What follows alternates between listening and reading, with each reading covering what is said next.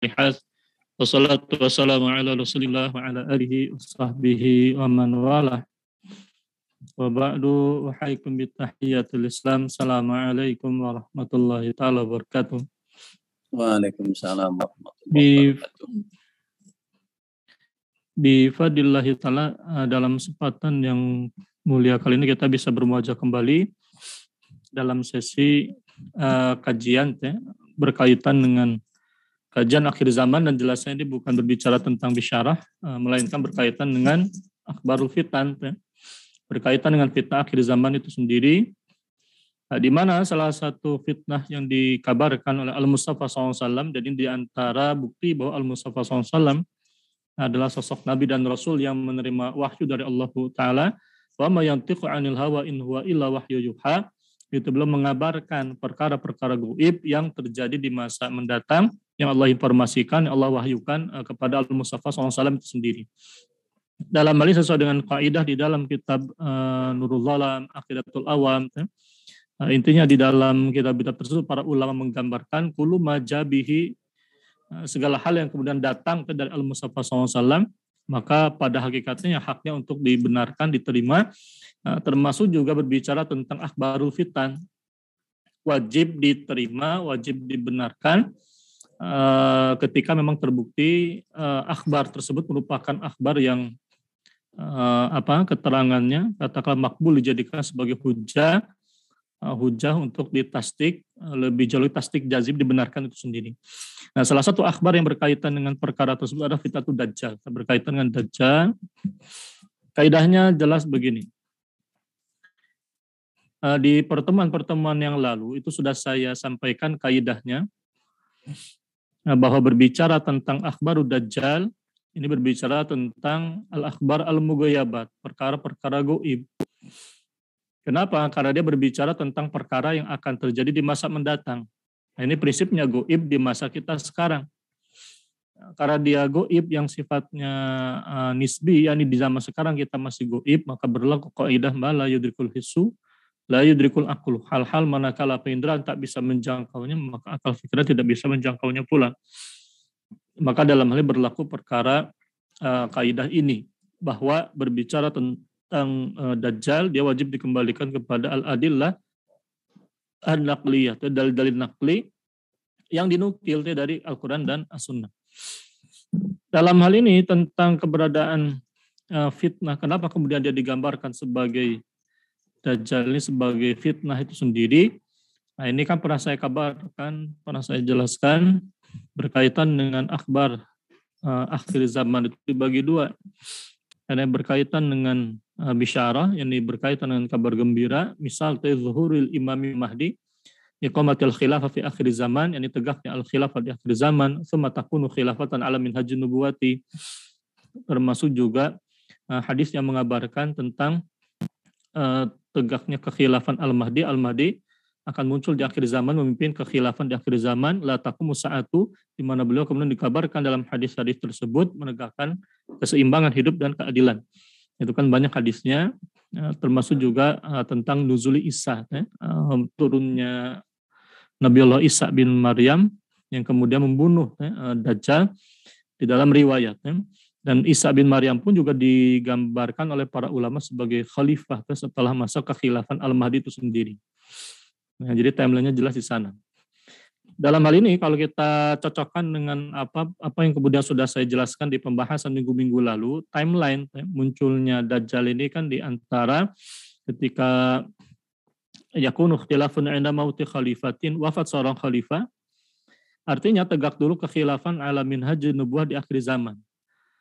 Ada kemudian khalifah yang wafat, muncullah Al-Mahdi, ini dibayat oleh umat, fayubayyunahu. Ini kan sudah saya jelaskan di kajian-kajian sebelumnya.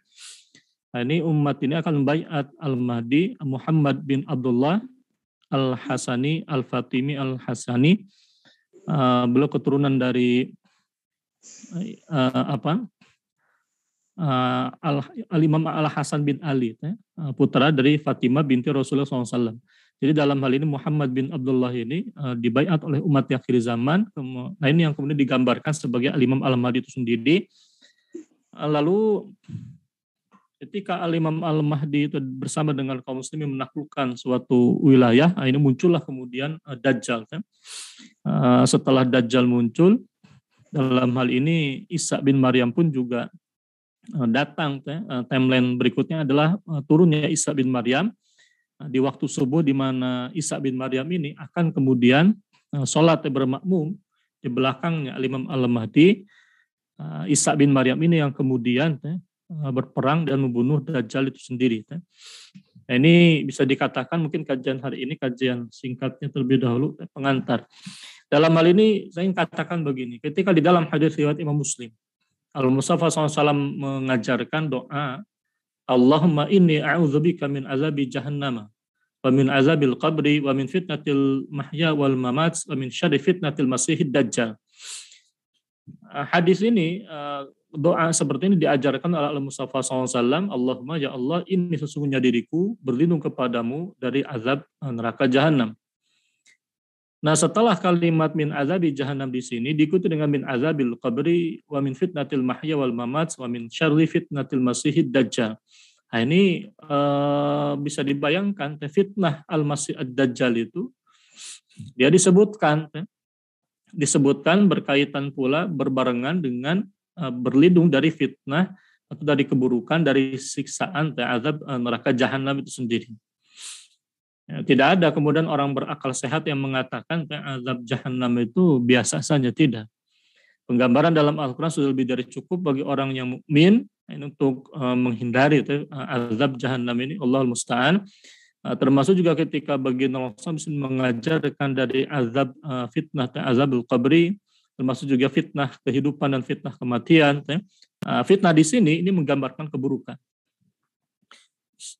Jadi begini, yang namanya istilah fitnah ini dia menggambarkan suatu ujian. Kata fitnah di dalam bahasa Arab dia suatu kata yang mengandung banyak konotasi makna. Lafdhu mushtarakin.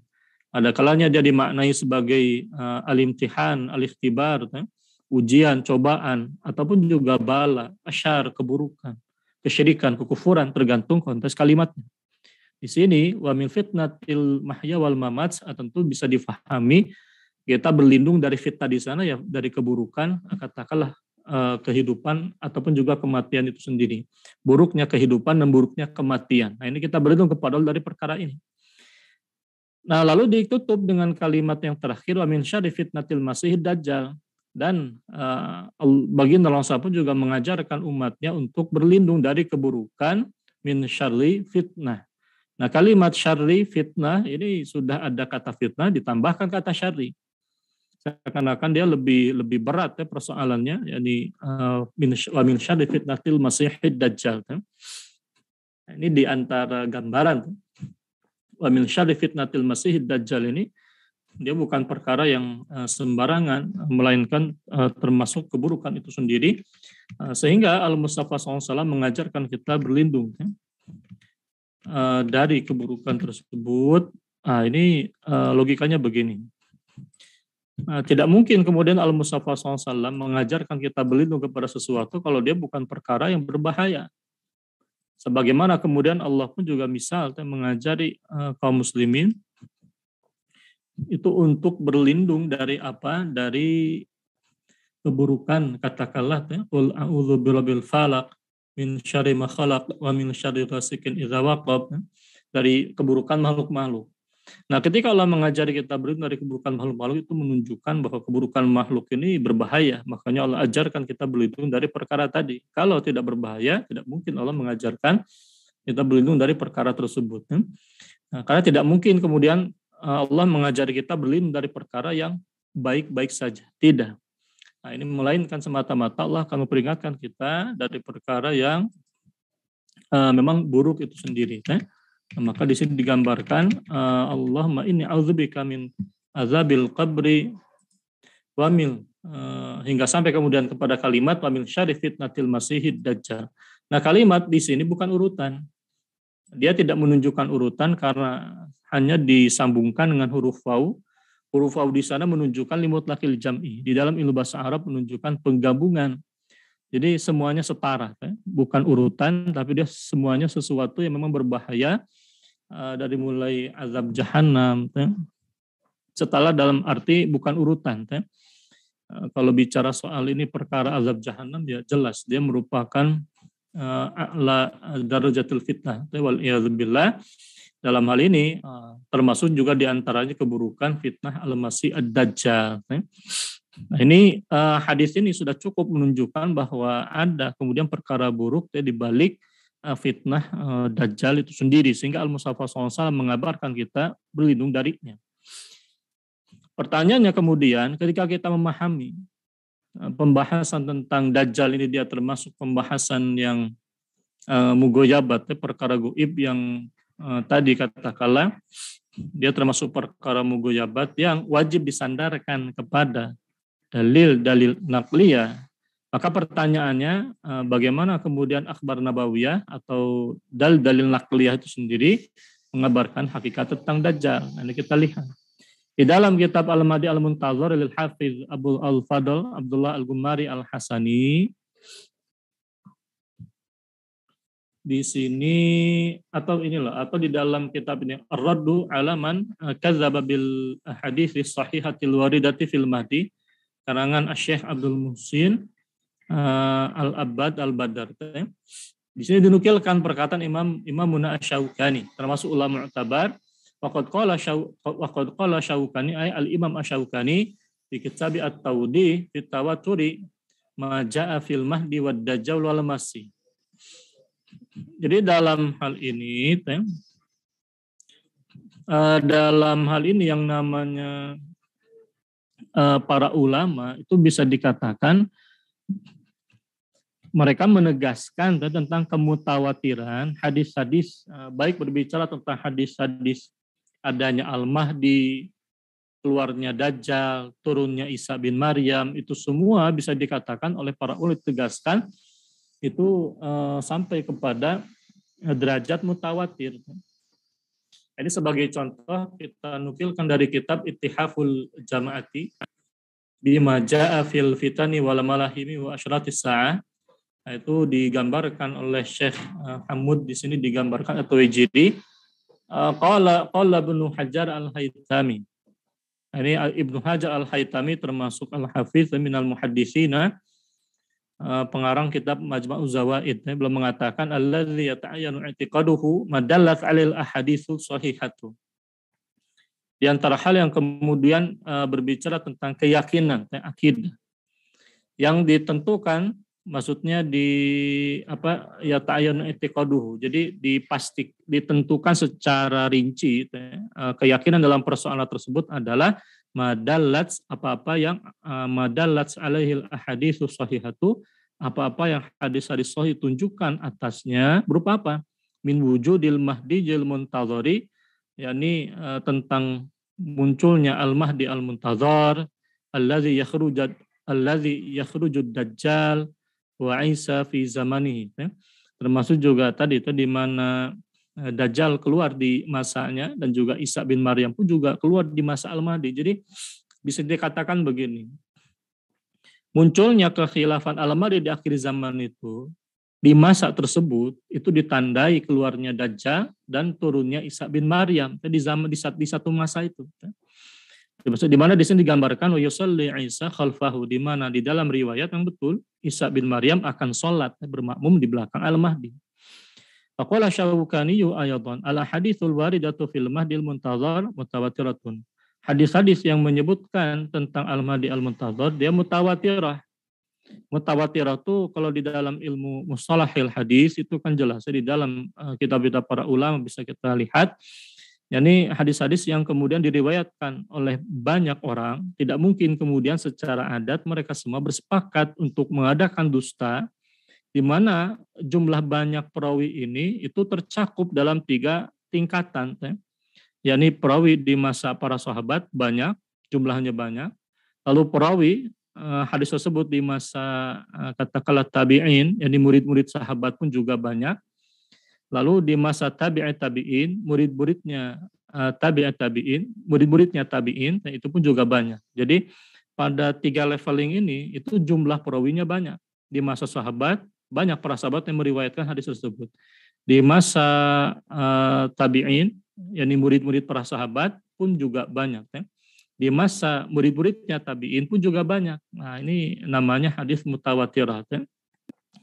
Dan dia bisa dikatakan ya para ulama Ahlus Sunnah menegaskan bilittifaqnya namanya hadis-hadis mutawatirah, dia faidahnya qat'i yufidul ilmi. Ya. Dia yufidul ilma dan dia faidahnya qat'i, tegas, pasti, memberikan informasi yang pasti, tidak mungkin tidak. Dia bahkan wajib dibenarkan, tidak boleh diingkari, wajib dibenarkan. Sama saja apakah mutawatir lafziyah atau mutawatir ma'nawiyah. Mutawatir ma'nawiyah berarti secara lafal redaksinya beda-beda, tapi maknanya mengarah kepada makna yang sama. Itu namanya mutawatirah ma'nawiyah. Nah, hadis-hadis berkaitan dengan Dajjal, berkaitan dengan Al-Mahdi, berkaitan dengan Isa bin Maryam bisa dikatakan mutawatirah, setidaknya mutawatir ma'nawiyah, mutawatirah ma'nawiyah. Nah, itu jadi dikatakan oleh Al-Imam Asy-Syaukani termasuk ulama mutafannin, al-ahaditsul waridatu fil mahdil muntazari mutawatiratun. Hadis-hadis yang menyebutkan al-mahdi al-muntazar mutawatirah. Al-haditsul waridatu fid dajjal mutawatiratun. Hadis-hadis yang menyebutkan tentang dajjal pun juga mutawatirah. Al-haditsul waridatu fi nuzul Isa bin Maryam mutawatiratun. Hadis-hadis yang menyebutkan tentang turunnya Isa bin Maryam mutawatirah. Saya kira begini. Sebagai contoh hadis ketika Nabi SAW mengabarkan fase kehidupan umat Islam. Itu terbukti itu. Dalam hadis yang bahkan dia hadis ahad derajatnya hasan. Ada yang mengatakan sahih. Al-Hafidz Al-Warqi menyebutnya sahih. Hadis apa? Tsumma takunu khilafatan ala minhajun nubuwah. Takunu nubuwatu fikum masyaallah an takuna. Bahwasanya era kepemimpinan pertama umat Islam itu dipimpin oleh seorang nabi. Ketika di bawah kepemimpinan kenabian. Di bawah kenabian. Takunu nubuwatu fikum masyaallah. Yani di masa kenabian. Nah, ketika selesai masa kenabian, Allah angkat, kemudian Allah ganti dengan masa tsumma takunu khilafatan ala minhajun nubuwah. Nah, itu terbukti. Setelah baginda Rasulullah wafat, muncul era kekhilafahan dari mulai Abu Bakar As-Siddiq sampai dengan Al-Hasan bin Ali, yang dikatakan Nabi SAW dalam hadis lainnya, khilafatun nubuwati salasuna sanatan. Masa kekhilafan tersebut sekitar 30 tahun lamanya. Nah, berganti dengan era mulkan adhan, yakni kekuasaan yang menggigit, ada sebagian penguasa yang zalim di sana, itu terjadi di era kekhilafahan Umayyah, Abbasiyah. Secara personal, ada kemudian oknum-oknum khalifah yang tidak ideal dalam penerapan hukum Islam atau sistem khilafah itu sendiri. Berganti dengan era mulkan jabriyatan, ini yang terjadi saat ini, semakin buruk kondisinya. Karena kita dapati di dalam masa ini adalah munculnya para penguasa diktator yang mereka jabriyah, itu lebih buruk daripada mulkan adhan. Nah, masa mulkan jabriyah ini bisa dikatakan di masa sekarang. Bagaimana tidak? Lah, kita bisa mendapati bagaimana kemudian kaum muslimin menjadi korban jutaan, bisa puluhan juta bahkan dari era semenjak runtuhnya kekhilafan Utsmaniyah itu. Palestina, berapa juta orang kemudian menjadi korban. Suriah. Ini akibat dari kebrutalan, termasuk juga korban kebrutalan kaum komunis di Uni Soviet misalnya, di Bosnia Herzegovina misalnya, di India misalnya, di Cina misalnya. Nah, itu kan juga terhitung umat manusia berada di masa yang sangat buruk. Munculnya pemimpin-pemimpin diktator ini itu terjadi ketika era mulkan adhan berakhir, ditandai dengan berakhirnya era kekhilafan Utsmani. Sehingga tidak ada kemudian pelindung umat Islam khususnya dan umat manusia secara umum dari berbagai macam kezaliman para diktator tersebut di berbagai macam negeri-negeri, hatta negeri kaum muslimin itu sendiri. Nah, ini masanya di masa sekarang. Nah, ternyata timeline ini sesuai dengan gambaran dari Al-Mustafa SAW bahwa sebelum munculnya kekhilafan Al-Mahdi itu tamlal arda zulman wa udwanan. Muka bumi itu penuh dengan apa? Zulman, dengan kezoliman, wa'udwana, dan permusuhan. Bagaimana kemudian kita mendapat di zaman sekarang banyak kemudian persekusi terhadap dakwah ataupun juga permusuhan, penangkapan, pembunuhan terhadap kaum muslimin, itu yang terjadi di zaman sekarang. Kontras kemudian dengan era kekhilafan yang dikabarkan Nabi SAW di dalam hadisnya, tsumma takunu khilafatan ala minhajun nubuwati. Nah, ternyata timeline ini terbukti. Meskipun kita masih menantikan era kekhilafan di akhir zaman ini yang sedang kita upayakan, yang kita tunggu, masanya binasrillah akan tegak. Dalam hal ini, tsumma takunu khilafatan ala minhajun nubuwah itu dikabarkan setelah era timbulkan Jabriyatan. Jadi munculnya era kekhilafan di atas manhaj kenabian di akhir zaman yang dikatakan oleh Al-Imam Al-Mula Al-Qari, yakni era khususnya puncak-puncaknya alam minhajun nubuwah ada pada era Al-Imam Al-Mahdi dan Isa bin Maryam. Keduanya adalah khalifah setelah masa Al-Mahdi digantikan oleh khalifah Isa bin Maryam di akhir zaman itu sendiri. Itu bisa kita lihat di dalam keterangan kitab-kitab para ulama muhaddits, para ulama mu'tabar. Nah, di sini kita mendapati terlebih hadis-hadis yang mengabarkan tentang Dajjal, tentang Isa, termasuk tentang Al-Mahdi, semuanya mutawatirah. Berarti konsekuensinya wajib kita benarkan 100%, tidak ada keraguan. Dan jangan salah, peta politik ketika masa ini terjadi, ini akan jauh berbeda saya kira dengan peta politik yang ada di zaman sekarang. Karena di sini akan terjadi kemudian pergiliran tanda petik munculnya kekuatan politik umat Islam real di bawah kekuasaan Al-Imam Al-Mahdi itu sendiri. Karena kalau kita bicara soal kekuasaan Al-Imam Al-Mahdi, nah ini sesuai dengan informasi dari kitab Al-Mahdi Al-Muntazar, karangan ulama muhaddits Al-Hafidz Abu Al-Fadl Al-Gumari Al-Hasani. Nah, di sini digambarkan bahwa Al-Mahdi itu akan memegang tampuk kepimpinan. Yatawallal khilafata wa huwa ibnu arba'ina sanatan. Beliau akan memegang tampuk kekhilafah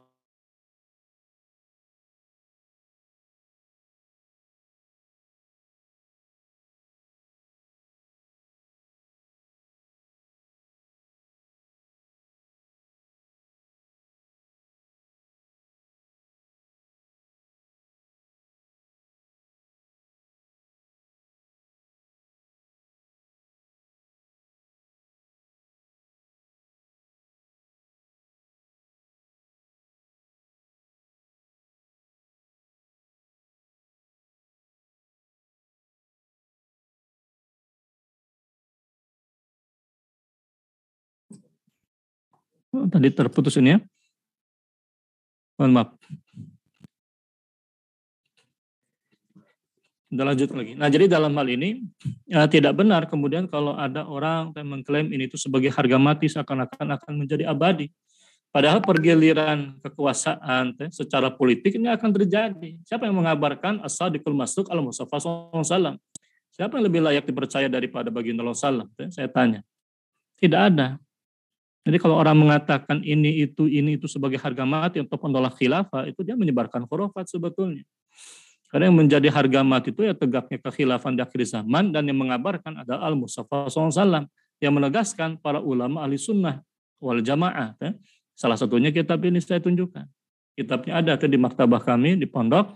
Nah, ini jelas kita berbicara tentang suatu persoalan itu wajib didasarkan kepada ilmunya. Karena kalau tidak didasarkan kepada ilmu, apalagi min babil mughayabat, berarti khurafat yang disebarkan hoax itu. Siapa yang kemudian menyebarkan hoax? Bukan kita. Dalam hal ini kita mengabarkan pembahasan ini bifadillahi ta'ala dengan informasi referensi. Dalam hal ini jelas di dalam kitabnya para ulama akan terjadi pergiliran kepimpinan itu. Dan dalam perinciannya para ulama, mereka mengabarkan bahwa kehadiran Al-Mahdi diikuti dengan kehadiran Al-Dajjal itu sendiri, lalu diikuti dengan munculnya Isa bin Maryam, yang Isa bin Maryam ini dia akan membunuh Dajjal. Nah, di sini digambarkan, "Tsumma yakhruju fayaqtulu Dajjala." Jadi dalam hal ini seorang Isa bin Maryam ini akan keluar, akan keluar di akhir zaman, kemudian dia akan membunuh Dajjal, wa tatafarraqu atba'uhu, di mana para pengikut Dajjal ini akan berpecah belah. Nah, ini mengisyaratkan bahwa ada kemudian para pengikut Dajjal di akhir zaman, hati-hati. Nah, pembahasannya kita akan singgung di antara tips bagaimana cara kita menghindari fitnatul Dajjal, ada pembahasan rincinya. Tapi di sini kita mendapati ada informasi bahwa Dajjal mereka punya pengikut. Itu yang disebutkan di dalam akhbar. Artinya Dajjal ini meskipun sudah dikabarkan oleh Islam, dia adalah orang yang jahat dan sebagainya, tapi di luar sana ternyata Dajjal ini dia akan memiliki pengikut. Nah, jangan sampai kemudian kalau kita hidup di masa tersebut kita termasuk pengikut Dajjal. Dan saya bisa pastikan yang namanya Dajjal ini dan para pengikutnya adalah anti kekhilafan Al-Mahdi. Jadi yang namanya Dajjal ini bukan khalifah, dia tidak akan menegakkan khilafah, dia akan menegakkan mungkin sistem lain selain khilafah. Dan jelasnya Dajjal ini anti kekhilafan Al-Mahdi, makanya perang dengan khalifah Al-Mahdi dan kaum muslimin. Nah, ini peta politiknya jelas. Jadi peta politik di akhir zaman itu, kalau kita bicara soal peta politik, bisa saya simpulkan Dajjal itu anti khilafah. Dajjal itu anti khilafah. Dajjal dan pengikutnya itu anti memerangi kekhilafan Al-Mahdi. Al-Mahdi dan juga Isa bin Maryam memerangi Dajjal. Nah, ini peta politik yang sangat jelas kita dapati di dalam akhbar. Nah, di sini digambarkan di dalam kitabul Fitan wa Asyaratus Sa'ah, nazala Isa inda salatis subhi. Jadi Isa bin Maryam ini akan sholat subuh di belakang Al-Mahdi. Fa yusallimu mu'tamman bil Mahdi, di mana makmuman, beliau akan menjadi makmum di belakang Al-Mahdi. Summa yakhruju, kemudian Isa bin Maryam keluar, fayaqtulu Dajjal, bunuh Dajjal. Wa tatafarraqa atba'ahu, di mana pengikut Dajjal akan tercerai-berai. Wa tashtaddu syaukatul muslimina hina idzin. Kemudian kesatuan kaum muslimin akan semakin kokoh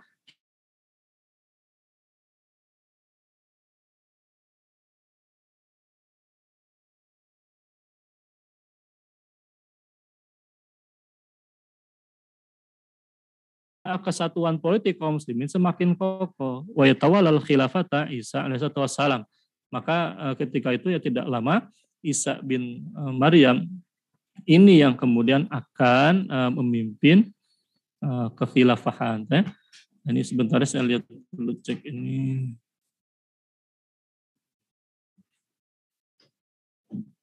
Sebentar ini internetnya agak. Ini normal maksudnya? Normal tadi sempat terputus tadi. Ini internetnya agak.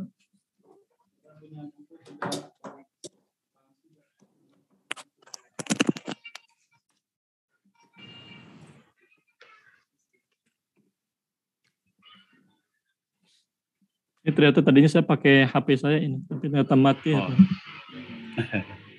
Kan udah bagus tadi, pakai wifi ya? Masih pakai wifi, tapi ini saya biasa pakai ini. Ini kita lanjutkan ya. Nah, Oke, jadi dalam hal ini, nah kita mendapati peta politik tadi, kita lihat lagi. Nah, Isa bin Maryam ini yang kemudian akan membunuh Dajjal itu sendiri. Bahkan di dalam kitabnya Fatawa Islamiyah min Daril Ifta al-Misriyah, Isa SAW yakhruju fayusaidu ala qatl Dajjal. Jadi Isa ini akan kemudian keluar di akhir zaman membantu Al-Mahdi memerangi Dajjal, dan Isa yang akan membunuhnya. Siapa yang mengabarkan ini? Al-Mustafa SAW. Ini baginda SAW itu sendiri.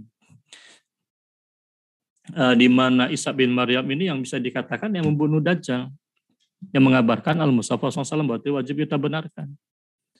Jadi tidak perlu kemudian, nah ini saya kira sudah menjadi suatu kepastian. Tapi dalam hal ini munculnya Dajjal itu sendiri. Nah, momentum di antara momentum keluarnya Dajjal itu, nah ini dikabarkan itu terjadi tatkala Al-Mahdi dengan kekuasaan politiknya itu menaklukkan salah satu kota yang ada airnya. Itu di dalam ada bukit dan air. Tapi kalau kita bayangkan ini seperti gambaran wilayah Istanbul itu sendiri. Wilayah Konstantinopel dulu. Kalau dulu saya Konstantinopel. Karena memang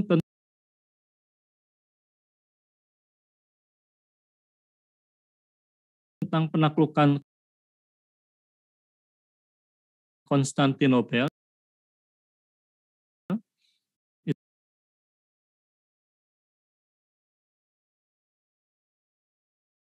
itu jelasnya akan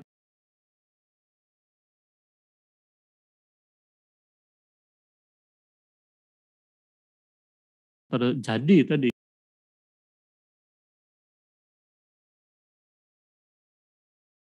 di akhir zaman, kedua kalinya. Jadi apa yang kemudian dikabarkan oleh para ulama berkaitan dengan penaklukan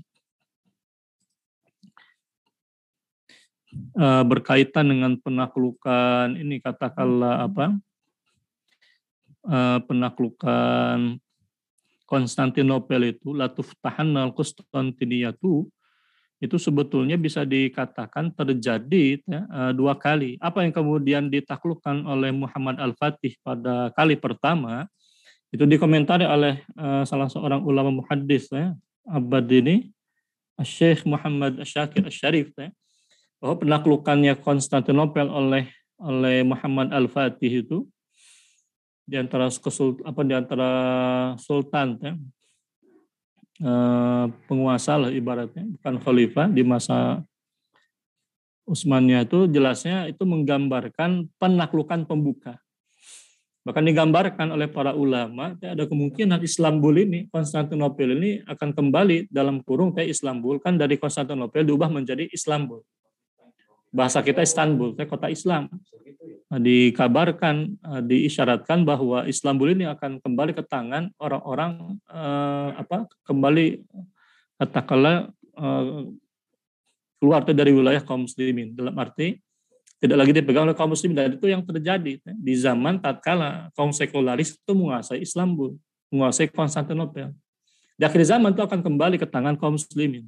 Nah, saya kira ini timeline-nya agak cukup rasional bisa kita pahami, di mana di zaman tatkala kekhilafan hancur oleh kaum sekularis, di antaranya kaum sekularis di Turki itu, sehingga kemudian kota Konstantinopel yang berganti nama menjadi Istanbul dikuasai oleh kaum sekularis nasionalis. Saya kira hingga saat ini dan ini menjadi PR bagi kaum muslimin untuk meraih kembali wilayah tersebut, menaklukkan kembali Konstantinopel sesuai timeline dengan Akhbar Nabawiyah. Nah, dalam hal ini digambarkan bahwa berkaitan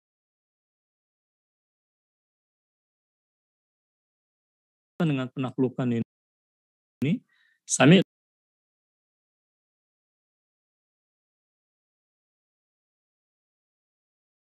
bi madinatin janibun minha fil bari wa janibun minha fil bahri.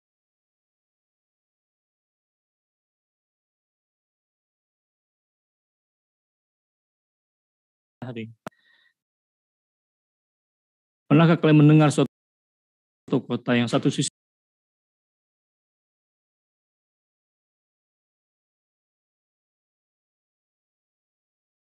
ada di daratan, sementara satu sisi lainnya ada di lautan? Mereka menjawab, qalu na'am ya Rasulullah, qala la taqumu sa'atu hatta yaghzuwaha sab'una alfan min bani ishaqin.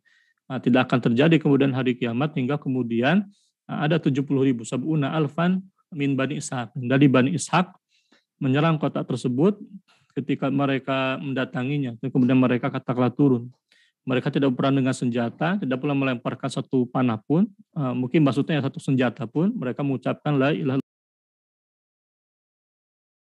illallah, Allahu Akbar. Dalam hal ini, di dalam kitabnya Syekh Muhammad Asy-Syuwaiki ada catatan begini.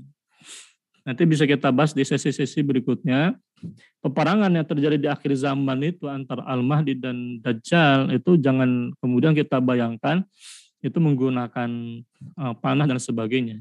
Kalaupun dalam hadis ini baginda menggunakan istilah falam yuqatilu bisilahin walam yarmu bisahmin, tidak melemparkan sahm.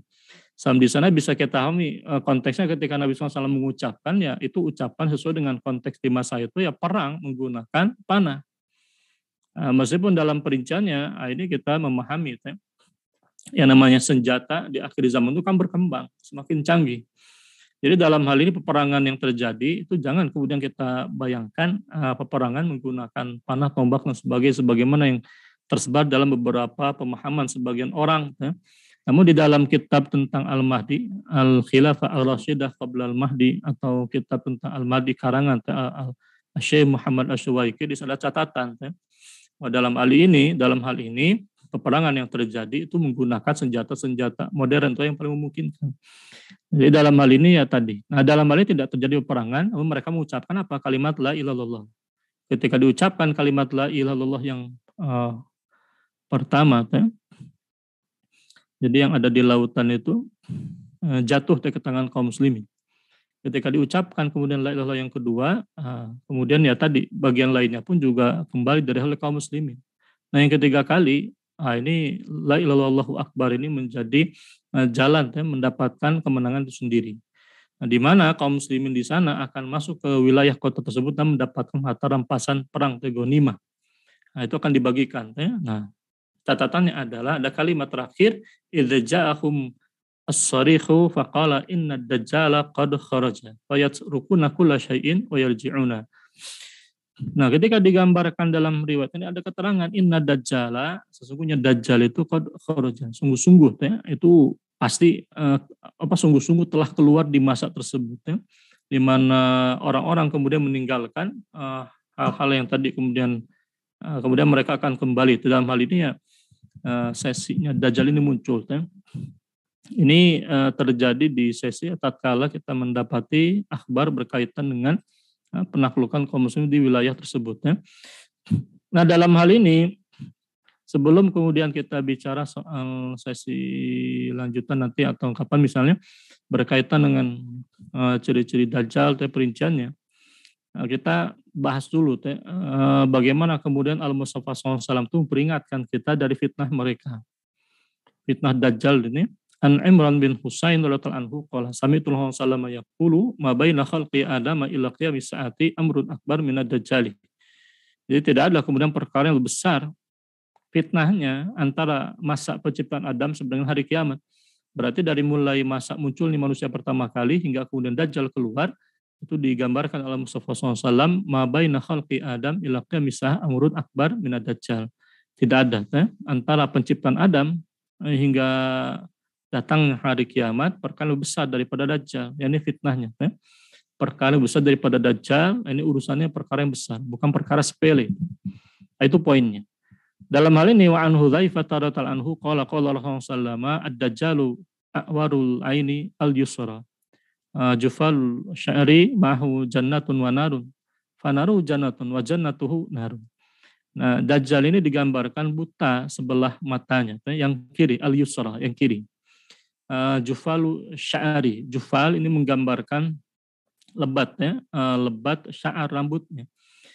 Nah, dalam hal kalimat ad-dajjalu a'warul aini al-yusra ini mengoreksi pemahaman sebagian orang yang mungkin mereka membayangkan yang namanya dajjal itu matanya satu di tengah. Tidak ada itu. Tidak ada keterangan seperti di dalam film-film Hercules, misalnya film-film mitologi semacam itu, raksasa tinggi besar, matanya di tengah, cuma satu matanya, tidak demikian.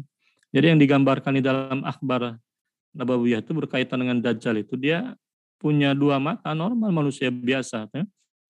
Sebenarnya memang orang ini itu digambarkan salah satu matanya itu dia tertutup, dalam keterangan di sini ya buta. Jadi memang satu matanya tidak bisa digunakan, satu bisa. Ini menggambar disalah fahami oleh sebagian orang, disimpulkan mata satu. Digambarkanlah dalam gambar-gambaran itu dajjal matanya satu di tengah. Dikaitkan pula dengan kelahiran orang di zaman sekarang matanya satu. Dikait-kaitkan itu jadi khurafat sebetulnya. Orang berasumsi membuat heboh dajjal sudah ada. Saya kira bukan itu yang menjadi intisari. Lalu orang memprediksikan yang dajjal sudah lahir. Ketika ada seorang bayi, bisa yang mohon maaf bisa jadi dia bayi yang baik-baik saja, dia bukan dajjal. Tapi kemudian karena katakanlah diuji oleh Allah dengan suatu kecacatan fisik, matanya hanya satu, dikait-kaitkan.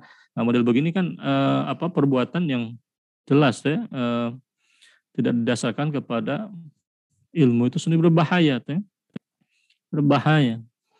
Nah, dalam hal ini Al-Mustafa SAW beliau tidak kemudian menyibukkan kita dengan katakanlah kapan kemudian misal kita fokus kepada dajjal itu yang kapan kemudian muncul dan sebagainya. Nabi SAW memperingatkan tinggal tunggu masanya, kita sudah siap. Yang paling penting fokusnya bukan memikirkan dajjal ini sudah ada atau belum di zaman sekarang, fokusnya adalah mempersiapkan diri, keluarga dan juga umat menghadapi masa tersebut. Itu yang paling penting. Lebih penting daripada kemudian kita sibuk memperdebatkan ini bayi ini dajjal atau bukan. Nah, ini bisa menjadi fitnah, bahkan hoax atau khurafat itu sendiri. Nah, dalam hal ini digambarkan dajjal itu mata satu dalam arti buta. salah satu matanya. Digambarkan dalam riwayat yang lain, itu salah satu matanya, mata kirinya tertutup oleh daging tebal yang menutupi area matanya. Nah, di sini digambarkan mahu jannatun wa narun. Nah, ini tipu daya Dajjal. Dajjal tuh digambarkan dia memiliki ilmu sihir. Dia menguasai ilmu sihir. Membunuh seseorang, menghidupkannya lagi. Nah, itu sihir. Bagi orang yang kemudian tidak paham perbedaan antara sihir dan mukjizat, itu orang yang katakanlah sangat awam, tidak mengkaji ilmu, tidak belajar ilmu. Ketika mendapati seseorang bisa membunuh seseorang, membunuh laki-laki, kemudian menghidupkannya lagi, itu kan ada. Di dalam riwayat digambarkan yang namanya Dajjal itu dia akan membunuh seorang laki-laki, kemudian menghidupkannya lagi. Itu sihir. Bagi orang yang belajar agama, faham itu merupakan sihir.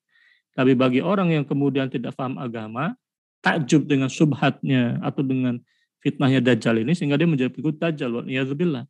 Nah, di sini digambarkan ma'ahu jannatun wa narun. Dia memiliki suatu perumpamaan jannah dan juga api, fanaru jannatun. Maka apinya adalah jannah. Dan jannahnya adalah api. Api yang kemudian digambarkan oleh Dajjal ini sebetulnya jannah itu sendiri. Sedangkan jannah yang dia miliki adalah api itu sendiri. Nah, ini tipu daya. Ini menggambar apa? La uzayyinanna lahum fil ardi. Nah, ini sama seperti visi iblis itu sendiri, menghiasi perbuatan buruk manusia. Nah, dalam hal ini sesuai dengan hadis riwayat Imam Muslim wa fil lafdin fi sahihaini qala, bahkan dalam hadis muttafaqun alaihi juga qala Rasulullah sallallahu la ana a'lamu bima ma'ad dajjal minhum. Sungguh-sungguh aku mengetahui atas apa yang ada bersama dengan ada pada Dajjal itu, ma'ahu nahrani yajriyani ahaduhuma ra'yal aini ma'un abyad. Jadi bersama Dajjal ada nahrani, dua aliran air itu yang mengalir keduanya, salah satunya itu tampak dalam pandangan mata. Ini bagaikan ya berupa mata air yang putih, air yang suci, bersih, jernih.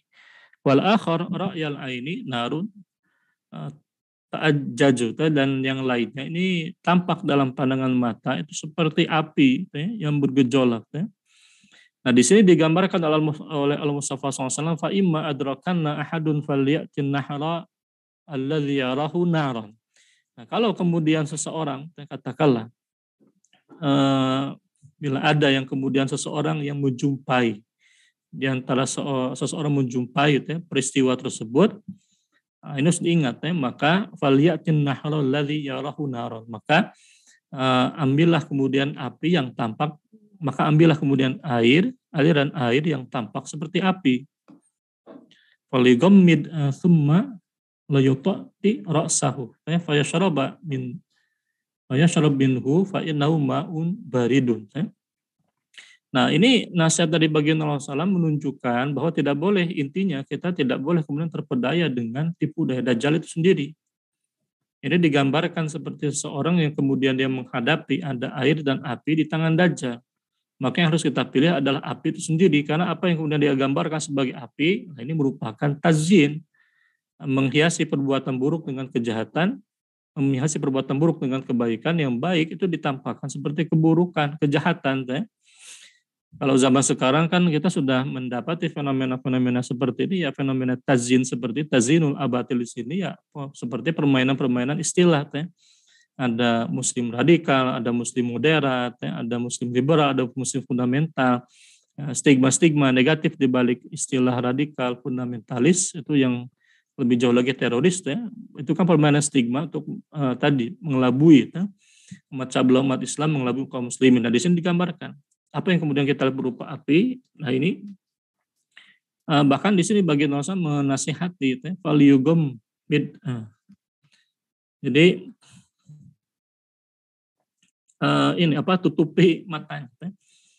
Jadi yang dipilih itu adalah api yang ada di tangan, yang tampak seperti api itu sendiri. Nah, jadi jangan kemudian terkelabui dengan gambaran apa yang tampak dalam pandangan mata. Karena prinsipnya Dajjal ini dia bisa melakukan sihir. Nah, fenomena ini bisa terjadi, ini sama seperti perbuatan tukang sihirnya Fir'aun yang bertarung dengan Nabiullah Musa alaihissalam, di mana mereka mempermainkan pandangan mata manusia. Nah, ini kan Allah katakan sahalu ayunan nas. Mereka para tukang sihir Fir'aun itu sahalu, menyihir pandangan-pandangan mata manusia. Yang tampak dalam pandangan mata itu bagaikan katakanlah ular yang merayap cepat, tapi sebetulnya itu hanya tongkat dan tali temali saja. Qala bal alqu wa idza hibaluhum wa asyum yukhayyalu ilai min sihrim annaha tas'a. Jadi yang dilemparkan itu berupa tali temali, tongkat-tongkat, tapi yang tampak dalam pandangan mata manusia itu dia bagaikan ular yang merayap cepat. Nah ini kan tazyin di balik sihir. Itu bisa terjadi. Nah ini percis seperti apa yang dilakukan kemudian oleh Dajjal. Dan masalahnya Dajjal ini lebih canggih, tanda petik sihirnya daripada tukang sihir Fir'aun itu sendiri. Ada dia digambarkan ya tadi memiliki banyak kemampuan sihir yang bisa dikatakan fitnahnya yang paling besar di antara fitnah para tukang sihir yang pernah ada. Kalau ada para tukang sihir maka Dajjal ini pemimpinnya para tukang sihir itu intinya.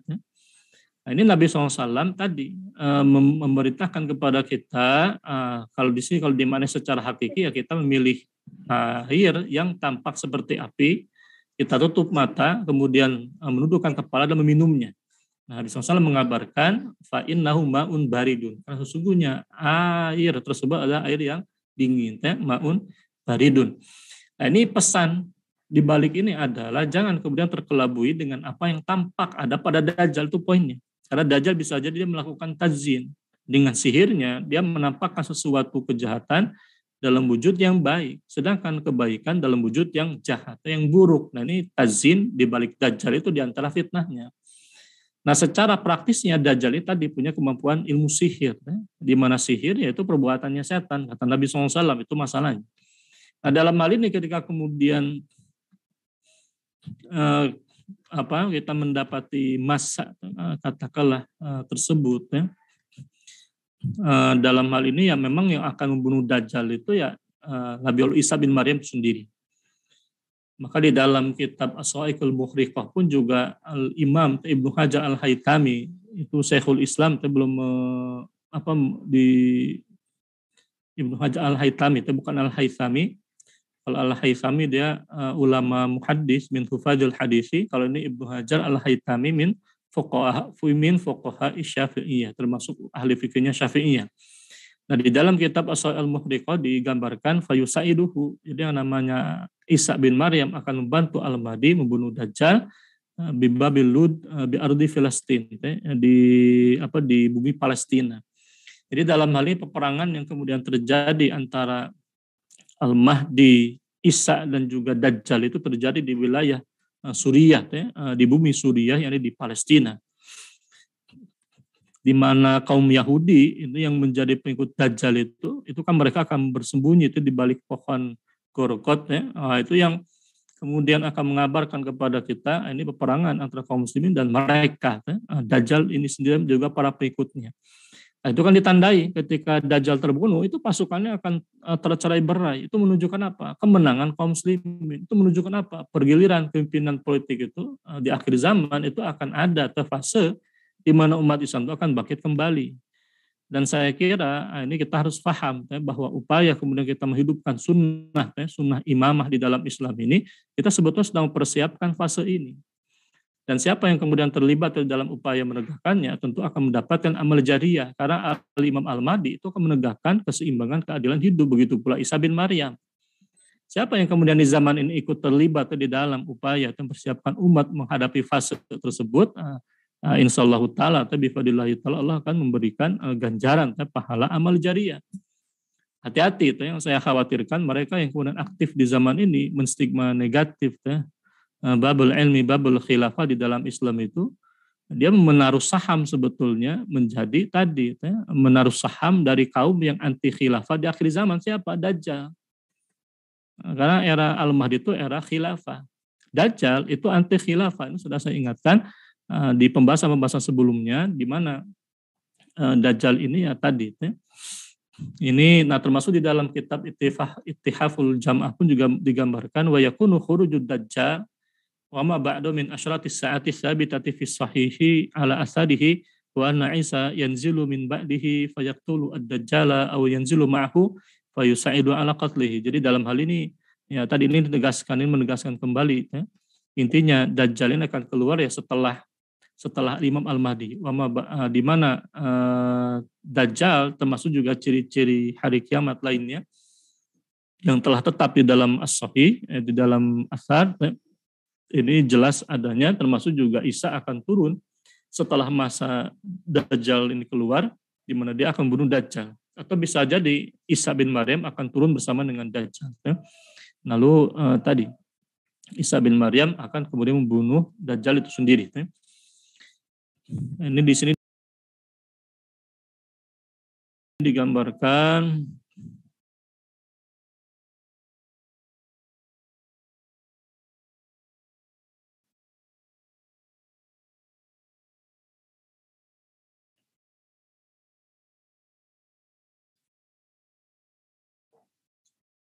Nah, dalam hal ini di dalam kitab ini dikatakan ila an qala wa qad jama'a as-sayyidul alamatu Muhammad bin Ismail al-Amir al-Yamani al-ahadits al-qadiyata bi khurujil mahdi wa anna min ali Muhammad sallallahu alaihi wasallam wa annahu yazharu fi akhir zaman. Summa qala wa lam ya'ti ta'yinu zamanihi illa annahu yakhruju qabla khurujid Dajjal. Jadi Al-Mahdi ini, jadi Dajjal ini bisa dikatakan ya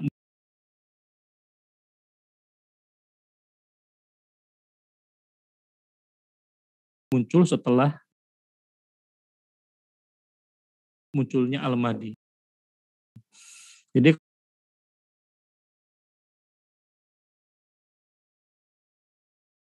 kalau kita lihat ya tadi timeline-nya itu. Timeline-nya kita dapati ya jelas ya, dalam hal ini ya, semodel tadi. Nah, dalam hal ini secara umum ya kita masuk dulu ke pembahasan ini ya.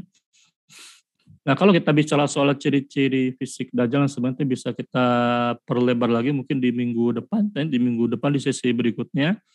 Tapi poin yang kemudian ingin saya sampaikan secara dulu, kita kajiannya dari kajian dulu, nanti kita spesifikkan lagi.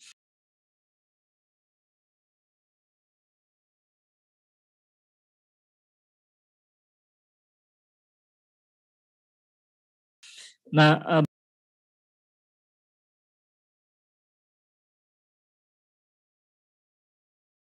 bagaimana kemudian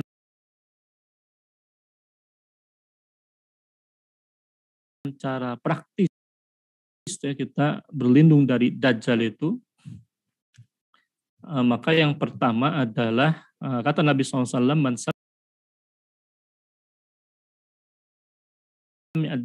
sami abid Dajjali falyan'a ay yabta'id minhu fa innar rajula ya'tihi yattabi'uhu wa huwa yahsibu anna sadiqun bima yab'atsu bihi minasyubuhat. Nah, siapa yang kemudian mendengar adanya Dajjal, kata Nabi SAW, maka falyan'a, yakni yabta'id, jauhi dia.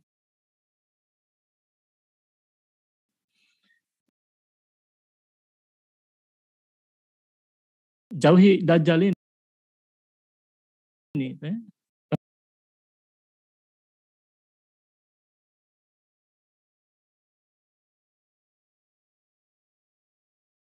Karena ibaratnya jangan bermain api.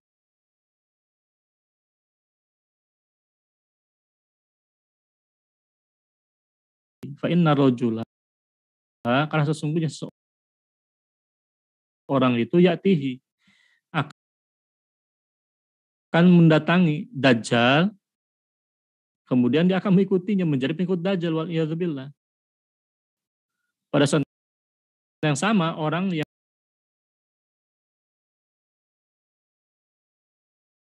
menjadi pengikut Dajjal itu yasibu, dia mengira bahwa Dajjal ini adalah orang yang benar, punya karomah. Dengan apa? yang kemudian turun bersamanya, di mana dia memiliki tadi sihir.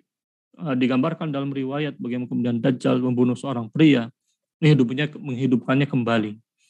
Nah, ini orang yang kemudian lemah iman, lemah ilmu, lemah iman, ini akan sangat rentan. Ya. Tapi kalau dia bermain syubhat, ya, berani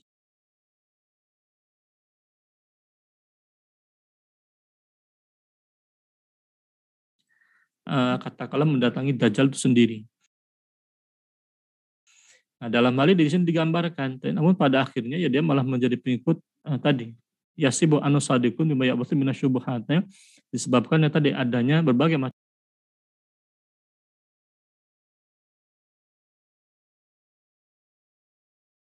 syubhat, yani berbagai macam hal yang samar bagi orang-orang yang awam. Ya.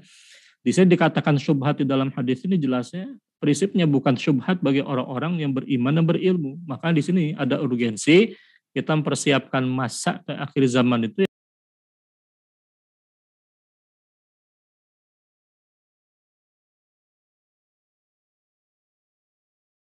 diantar dengan bitolabil ilmi. Ya. Di sini ada poin, di mana Al-Mustafa SAW menggambarkan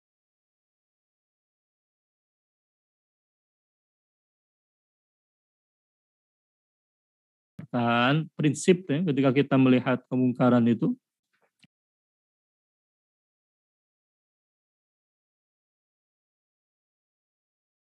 ketika kemudian kita lemah, tidak bisa melawan secara fisik, tidak bisa secara lisan, man ra'a minkum munkaran falyughayyirhu biyadihi fa illam yastati fa bilisani wa illam yastati fa biqalbi wa dzalika adaful iman.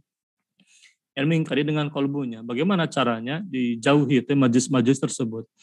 Ketika kemudian seseorang tidak bisa membantah syubhatnya, katakanlah seorang dajjal itu ya tadi Nabi SAW menekankan ini menjauh yabta'id minhu. Hendaklah dia kemudian menjauh falyabta'id minhu ay minad dajjal. Jadi ketika mendengar, jangankan melihat, Nabi SAW sudah mengisyaratkan di sini man sami'a. Orang mendengar kabar adanya Dajjal di suatu tempat, jauhi itu ya, sejauh-jauhnya.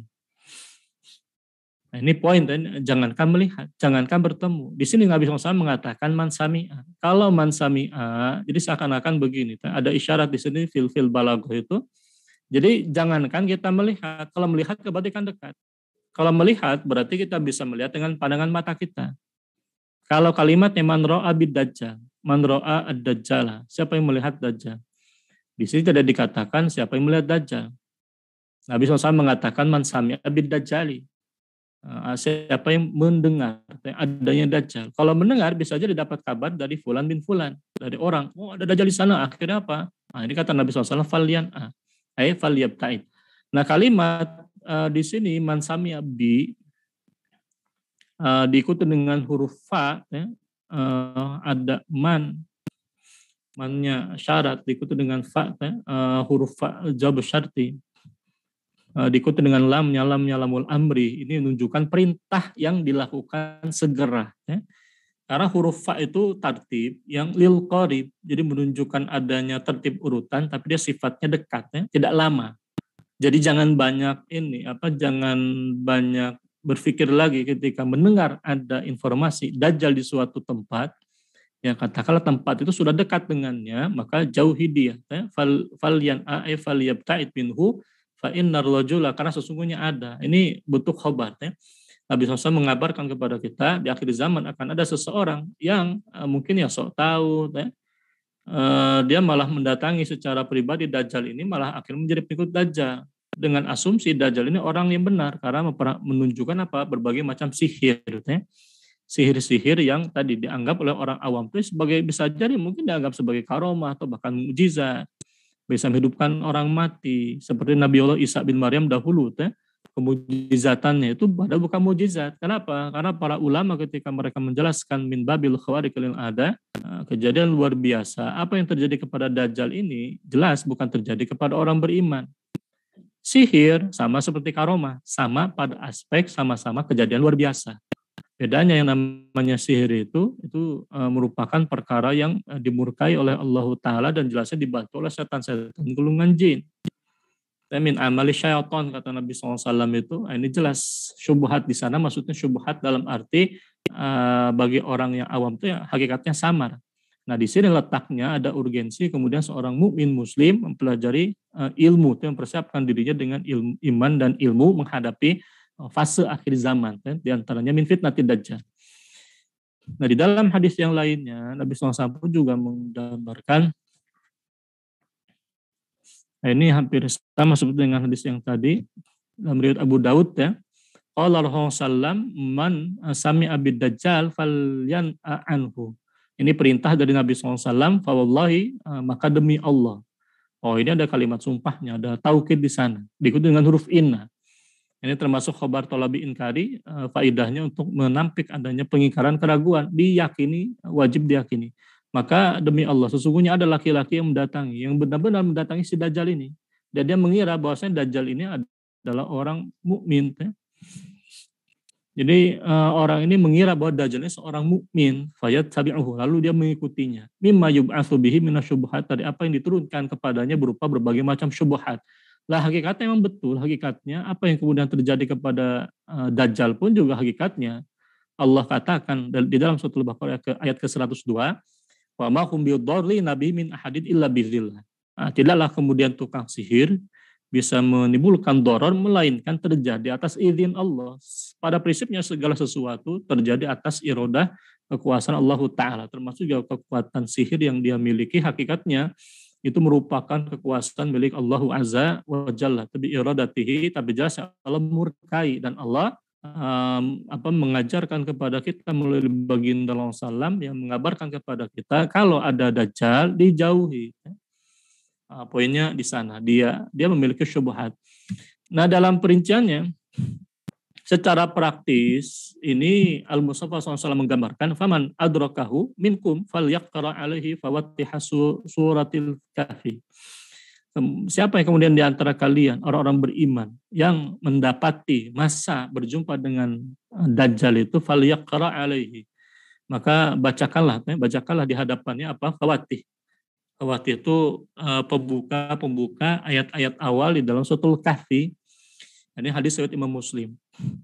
Nah ini diantara upaya praktis, jadi samping kita menjauhkan diri kita, kalau dalam konteks ketika kita memang ternyata dia datang kepada kita, maka apa yang kita lakukan yang paling praktis diantaranya membaca doa-doa, diantaranya apa? Suratul Kahfi.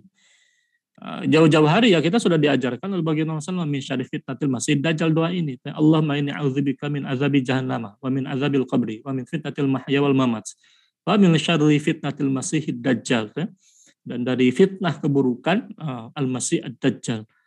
Nah, ini ada kemudian doa-doa termasuk juga zikir suratul kahfi. Awal-awal suratul kahfi ini kita bacakan di hadapan ketika kita menghadapi, kalau kita menghadapi adrokawi adrokad dajjal. Faman adrokau ay adrokad dajjal. Siapa yang mendapati dajjal di hadapannya di antara kalian orang-orang beriman, maka bacakanlah atasnya fawatih suratul kahfi, baca suratul kahfi. Nah, cuman hanya saja di antara poin yang paling penting adalah ingat di dalam hadis-hadis tentang Al-Mahdi pernah saya gambarkan ketika datang masa Imam Al-Mahdi itu secara sistemik di antara benteng paling penting membentengi kaum muslimin dari fitnah dajjal itu apa? Berdiri di belakang al-imam atau khalifah itu sendiri. Jangan kemudian salah berpihak. Kenapa? Karena Al-Mustafa SAW ketika mengabarkan di dalam hadis sahih muttafaq alaihi, hadis riwayat dari Abu Hurairah, bahwa Nabi SAW bersabda, innamal imamu junnatun. Hadis ini berlaku pula bagi Al-Mahdi sebetulnya. Yuqatalu min wara wa yutaqabi, di mana umat akan diperangi musuh dari belakangnya dan berlindung dengannya. Nah, hadis ini berlaku pula bagi Al-Imam Al-Mahdi. Kenapa? Karena Al-Imam Al-Mahdi itu adalah khalifah itu sendiri. Itu sesuai dengan penjelasan para ulama muhaddisin dan sebagainya. Di mana di dalam hadis yang mulia ini innamal imamu, kedudukan seorang khalifah, salah satunya Khalifah Al-Mahdi ditekankan dengan adanya huruf innama, ditekankan, dikhususkan dengan karakter sebagai perisai. Di mana hadis ini mengandung pujian kepada Al-Mustafa SAW, junnatun merupakan suatu bentuk penyerupaan tasbih balik kata para ulama itu menyerupakan seorang khalifah itu dengan perisai. Logikanya begini, kalau kemudian orang berperang itu di masa dulu mereka menggunakan perisai perang, baju besi, perisai perang. Itu namanya junatun. Kalau di zaman sekarang orang menggunakan rompi peluru, itu namanya junatun. Rompi anti peluru itu namanya junatun. Nah, di sini al-imam diserupakan seperti benda mati yang melindungi dari dari tadi keburukan diungkapkan oleh baginda Rasulullah SAW dalam bentuk pujian, tasbih dalam ilmu bayan, innamal imamu junnatun.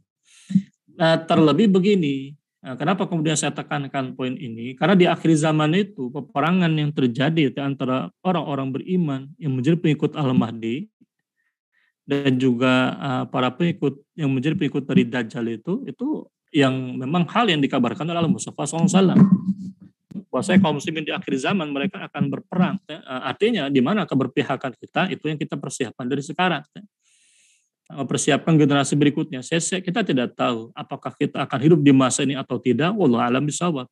Ini termasuk perkara gaib yang tidak bisa kita pastikan. Tadi kata para ulama, kapan takyin datangnya masa Al-Mahdi tidak ada akhbar yang mengabarkannya. Tapi jelasnya timeline-nya ada. Timeline-nya tahun berapa, wallahu alam bishawab, tidak ada akhbar tentang itu termasuk perkara gaib, maka tidak perlu kita pikirkan. Yang paling penting mempersiapkan diri, kapan masa itu datang kita sudah siap, itu poinnya. Nah, di sini ditekankan dalam hal ini baginda Rasulullah menekankan kedudukan al-imam. Artinya kita harus pada posisi di mana kita, kata Nabi SAW, alaikum bisunnati wa sunnatil khulafa'ir rasyidin al-mahdiyyin ba'di addu 'alaiha bin nawajid. Nah, itu hadis ini berlaku juga sebetulnya bagi al-Imam Al-Mahdi. Kenapa? Karena Nabi SAW mengatakan alaikum bisunnati wa sunnatil khulafa'ir rasyidin al-mahdiyyin ba'di addu 'alaiha bin nawajid. Hendaklah kamu pegang teguh kepada sunnahku dan sunnah para khulafa rasyidin setelahku. Nah, khulafa rasyidin setelah masa baginda Rasulullah SAW itu tidak terbatas kepada Abu Bakar, Umar, Utsman dan Ali hakikatnya, termasuk juga khalifah rasyidah yang ditegaskan oleh para ulama Ahlus Sunnah, termasuk di antara Al-Imam Al-Mula Ali Al-Qari di dalam kitab Mirqatul Mafatih, yakni eranya kekhilafan Al-Mahdi, Al-Muntazir dan juga Isa bin Maryam. Ini di antara orang-orang yang meniti itu jalannya Al-Mustafa SAW itu sendiri. Bahkan kalau kita bicara soal siapa yang lebih utama makanah kedudukannya, makomnya antara Al-Mahdi atau Abu Bakar dan Umar, itu ada pandangan-pandangan para ulama yang mereka berpandangan di dalam kitab Al-Isyarah, Al-Isya'atu li Asyratis Sa'ah. Di dalam kitab ini. Di dalam kitab ini yang di mana para ulama ini mengabarkan bahwa ada pandangan-pandangan para ulama yang menegaskan bahwa Al-Mahdi itu lebih tinggi makomnya daripada Abu Bakar dan Umar itu sendiri. Ini menarik. Itu kajian lebih lanjut. Tapi intinya saya ingin mengatakan bahwa sikap umat ketika Nabi SAW mengatakan addu 'alaiha bin nawajid, gigitlah dengan gigi geraham kalian. Artinya berpegang kepada sunnah khalifah. Termasuk juga ketika minggu lalu saya jelaskan tentang munculnya fitnah du'atun ala ababi jahannam. Bagaimana sikap umat Islam? Nabi SAW menekankan pentingnya luzumul jamaah wa imamuhu. Jama'atul muslimin, ilzamu jama'atul muslimin wa imamahum. Berpegang teguhlah kalian kepada jama'atul muslimin dan juga imamnya, yakni kepada khilafah dan khalifah. Itu menekankan urgensi apa tadi? Umat itu ketika di akhir zaman muncul banyak fitnah, rujukannya adalah khalifah rasyidah yang ada di masa mereka. Kalau kemudian ada, maka kita berpegang teguh kepada mereka. Kalau tidak ada, maka di dalam ilmu usul fikih ada dilalah, wajib mengadakannya.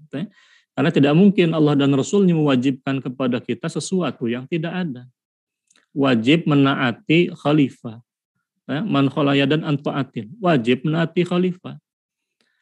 Ya ayyuhallazina amanu ati Allah ati Rasul walil amri minkum. Wajib menaati ulil amri ani khalifah. Kalau tidak ada, wajib diadakan. Bagaimana bisa kita memenuhi kewajiban taat kalau sosoknya tidak ada? Nah, itu kan di dalam ilmu ushul fikih namanya dilalah. Nah, dalam perinciannya di sini digambarkan tadi Jadi di antara solusi di akhir zaman itu kita mempersiapkan diri termasuk juga umat itu tadi, kita berpegang kepada kekhilafan Al-Mahdi, membaiat Khalifah Al-Mahdi, berpihak kepadanya, menjadi umat yang berperang di belakang Al-Mahdi, memerangi Dajjal dan para pengikutnya itu sendiri. Nah ini wallahu a'lam ikhwatul kiram, ini poin yang sangat jelas. Perincian tentang akhbar Dajjal bisa kita diskusikan di minggu depan atau di sesi kajian berikutnya. Allah alam bisawab.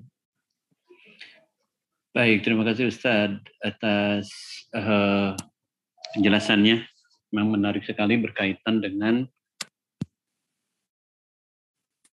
jadi ada waktu kurang lebih sekitar 13 menit. Ini ada beberapa pertanyaan yang masuk berkaitan dengan materi kita pada siang hari ini. Yang pertama dari Ibu Japri Janeli. Mungkin beliau juga pernah mengikuti kajian. Apakah benar Ustadz Dajjal saat ini telah lahir dan usianya telah ribuan tahun? Ada yang mengatakan begitu, Ustadz. Jadi Dajjal itu sudah ada katanya, sudah lahir. Apa betul begitu, Ustadz?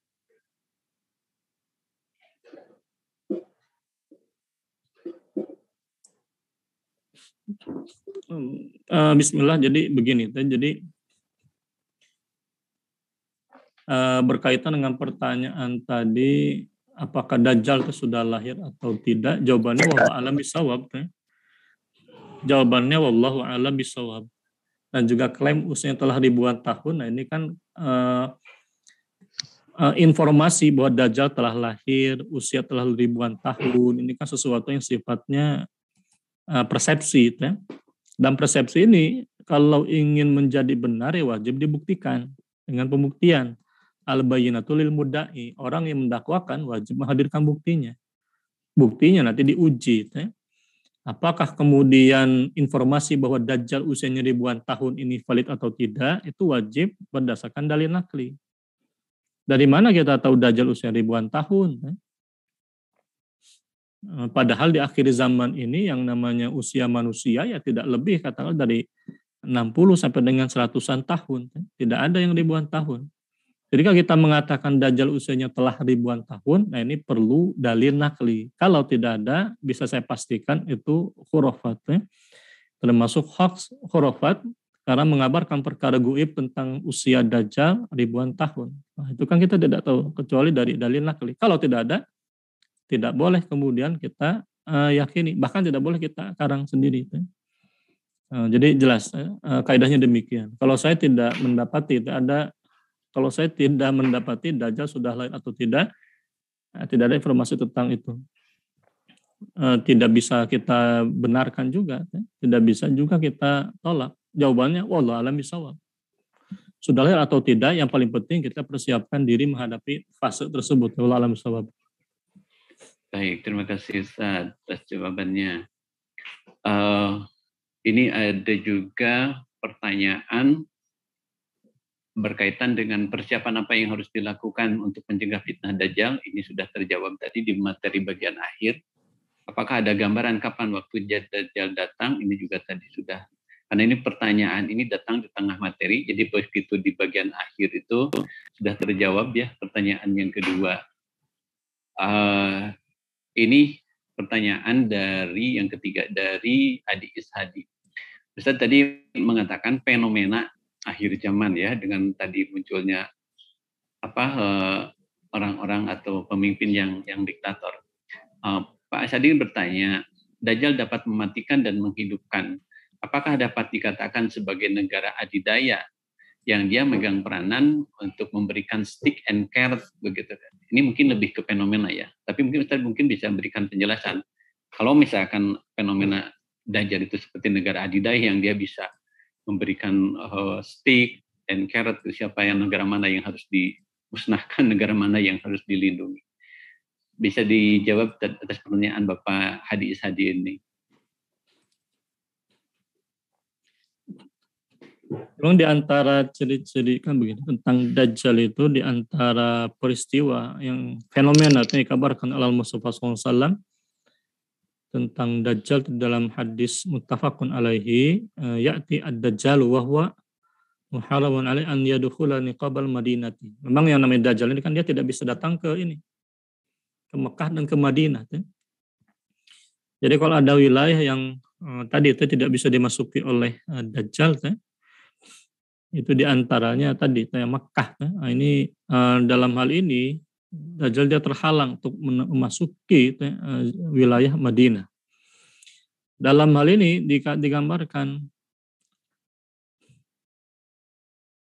fayakhruju ilaihi yauma idzin rajulun wa huwa khairun nasi aw min khairin nasi fayaqulu asyhadu annaka ad-dajjal alladhi haddatsana anka Rasulullah SAW haditsahu. Jadi datang seorang pria, laki-laki tadi digambarkan sebagai bisa dikatakan orang yang paling baik. Nah dia berkata, asyhadu annaka, aku bersaksi sesungguhnya dirimu adalah Dajjal yang di mana Nabi SAW telah mengabarkan kepada kami tentang dirimu. Fayaqulu Dajjal, lalu Dajjal berkata, aro'aita in qataltu hadza thumma ahyatuhu hal tashkuna fil amri. Nah, Dajjal ini bertanya, bagaimana pandanganmu? Bagaimana aro'aita in, bagaimana kemudian pendapatmu jika aku membunuh ini, kemudian aku menghidupkan kembali, apakah engkau masih ragu, masih syak dalam urusan ini, yakni pengakuan, karena Dajjal ini kan dia togut yang mengaku sebagai Tuhan yang disembah. Itu juga masalah. Dajjal itu dia mematikan lalu menghidupkan. Di sini digambarkan in qataltu hadza tsumma ahyaituhu, jika aku membunuh orang ini kemudian aku menghidupkannya kembali. Apakah engkau masih ragu dalam urusan ini? Dalam kurung bahwasannya memang kan Dajjal di masa akhir zaman itu kan dia mengaku sebagai Tuhan. Mengaku sebagai Tuhan yang disembah. Bedanya kalau Fir'aun itu dia ingin membuktikan dakwaannya sebagai Tuhan itu menggunakan tangan orang lain, tukang sihirnya. Jadi kalau modelnya Fir'aun itu dia mengaku sebagai Tuhan, ana rabbukumul a'la. Nah, cuman dia untuk membuktikan ketuhanannya menggunakan asisten. Ada asisten yang membangun bangunan yang paling tinggi, namanya Haman. Ada kemudian para tukang sihir yang pada akhirnya tukang sihir ini bertobat menjadi pengikutnya Nabi Musa SAW. Dia minjam tangan orang lain. Kalau Dajjal itu dia mengaku sebagai Tuhan, dia sendiri yang mempraktikkan ilmu sihirnya. Itu lebih berat urusan daripada Fir'aun, jelas. Dalam hal ini pria tersebut mengatakan ya tidak, fayaquluna la, fayaqtuluhu thumma yuhyihi. Kemudian Dajjal membunuh pemuda tadi, kemudian dia menghidupkannya, fayaquluhina yuhyihi. Lalu Dajjal ini kemudian dia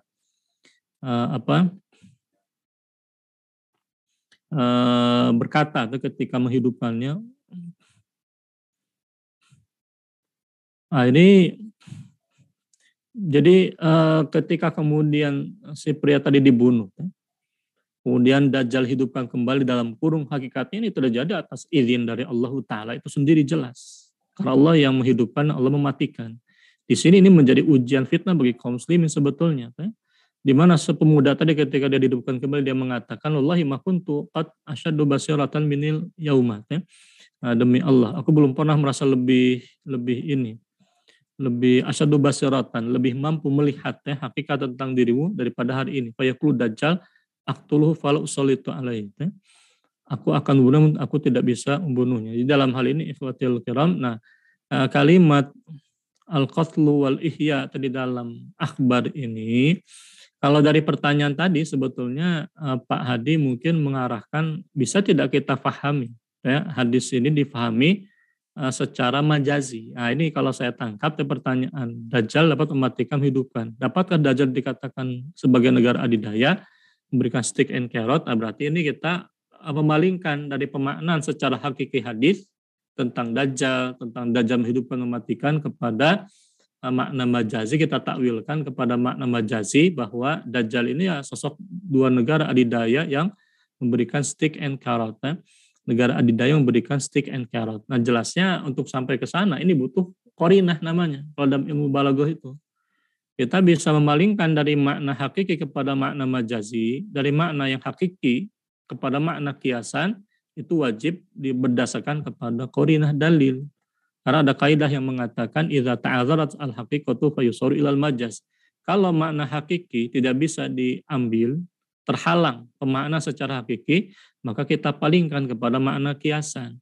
Masalahnya berkaitan dengan Dajjal ini tidak ada kemudian qarinah yang memalingkan kita kepada makna-makna kiasan tadi. Makanya kita pahami begini, Dajjal itu kita yakini, kita benarkan, kita yakini sosok manusia real. Tidak perlu kemudian kita katakan dia ini Amerika atau apa dan sebagainya. Meskipun kita tidak bisa menapik, bisa jadi negara-negara besar itu dia akan menjadi pengikutnya Dajjal, bisa jadi. Digambarkan katakanlah orang-orang Yahudi yang menjadi pengikutnya Dajjal itu diantaranya. Meskipun tidak ada batasan, bisa jadi selain Yahudi menjadi pengikutnya juga. Ini wal'iyadzubillah, kita berlindung kepada dari perkara ini. Tapi intinya untuk sampai kepada kesimpulan seperti pertanyaan itu berarti sebetulnya pertanyaan majazi. Nah jelasnya tidak, Dajjal ini sosok manusia, apakah nanti negara adidaya, kaum kufar, kapitalis, demokrasi di zaman ini akan menjadi pengikut atau tidak, bisa jadi ya, bisa jadi tidak. Tergantung nanti peta politik yang terjadi, kita akan saksikan di akhir zaman, wallah alam, apakah kita hidup di masa atau tidak, wallah alam bisawabi. Ini jelas saya kira ini. Baik, Kimanbillah. Nampaknya ada waktu, udah habis ya, tinggal 1 menit lagi. Ini ada beberapa pertanyaan yang masuk, tapi nampaknya ini mungkin bisa dibahas di minggu depannya kalau nanti berkaitan masih tentang Dajjal. Di antaranya ini ada dari satu pertanyaannya dari Ustadz Taufik tentang tanda masuknya fase khilafah Alamin Hajin Buah dan kapan berakhirnya. Kemudian juga khilafah Alamin Hajin Buah apakah dipimpin Al-Mahdi ataukah ada khilafah yang mengawali sebelumnya. Ini pertanyaan ini mungkin nanti kita, atau Ustadz mau dijawab sekarang, kalau waktunya tinggal 1 menitan lagi, apa mau minggu depan tadi untuk menjawab tentang ini? Taibun, ini saya jawab ringkas dulu. Minggu depan nanti bisa kita bahas lagi. Tanda fase masuk khilafah Alamin Hajin Nubuwah itu jelasnya ketika muncul era Mulkan Jabriyatan. Kata Nabi SAW, muncul kemudian kontras, banyaknya permusuhan, banyak kezoliman, itu terjadi di zaman sekarang. Itu kontras fasenya dengan masa kekhilafan Alamin Hajin Nubuwah. Jadi munculnya Mulkan Jabriyatan itu sudah menjadi tanda sebetulnya. Setelah fase Mulkan Jabriyatan, itu fase khilafah Alamin Hajin Nubuwah. Kapan datangnya? Ulama bisawabnya. Itu salah satunya. Nanti bisa kita bahas di minggu depan. Termasuk juga ketika, lalu yang kedua begini, khilafah Alamin Hajin apakah dipimpin oleh Al-Mahdi? Ya jelasnya betul. Tadi yang sudah saya tunjukkan, jelas di kajian-kajian sebelumnya, yang namanya khilafah Alamin Hajin Nubuwah,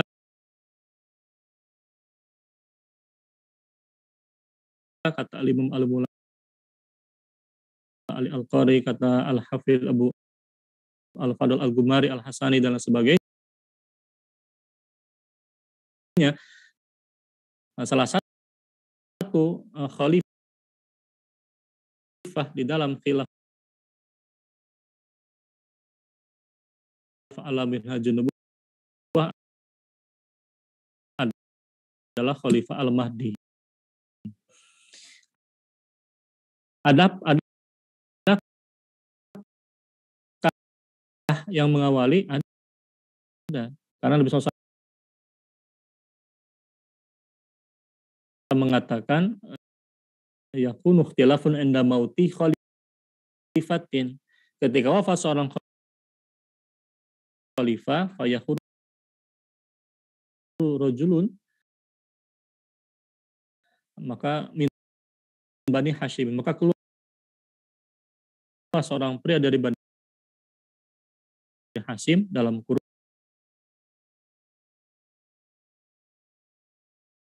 Al-Mahdi, fayubayun, di mana umat akan membaiat orang tersebut yang membaiat Al-Mahdi. Jadi ada dulu khalifah yang wafat, kemudian muncul Al-Mahdi itu sendiri.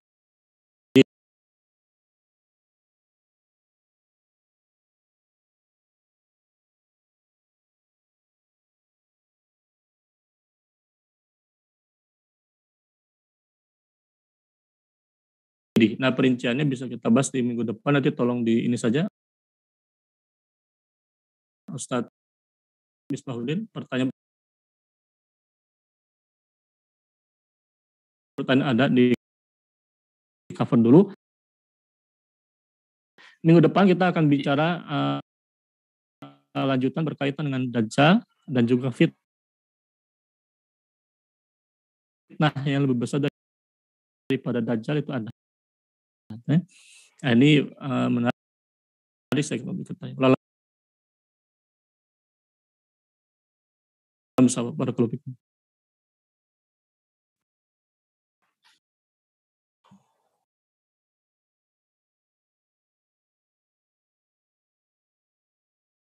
Baik, terima kasih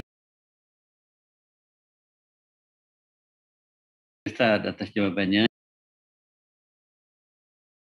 Iwan Pilen semuanya, ini menarik sekali untuk kita ikuti kajian di